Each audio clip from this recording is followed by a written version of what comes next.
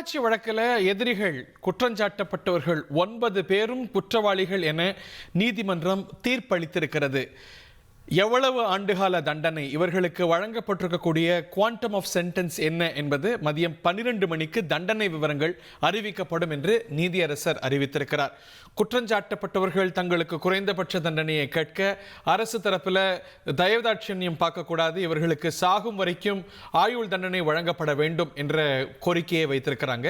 The quantum of sentence, எவ்வளவு காலம் தண்டனை, யார் யாருக்கு எவ்வளவோ இல்லை அனைவருக்கும் ஒரே அளவிலான தண்டனையா என்ற விவரங்கள் எல்லாம் மதியம் 12 மணிக்கு அறிவிக்கப்படும். அவர்கள் கான்விக்டட், அவர்கள் குற்றவாளிகள், அனைவரும் குற்றவாளிகள் என அறிவிக்கப்பட்டிருக்கிறது.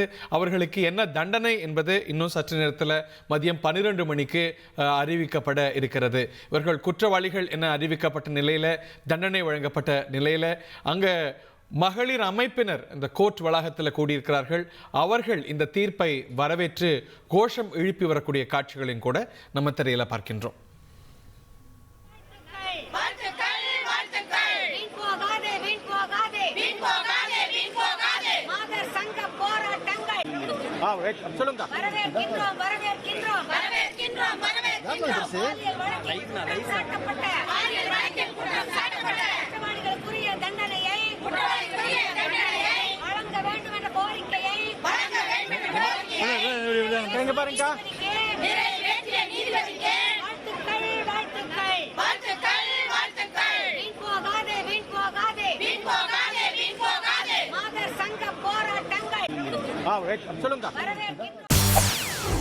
செய்திகளை உடனுக்குடன் தெரிந்து கொள்ள உடனே சப்ஸ்கிரைப் பண்ணுங்க.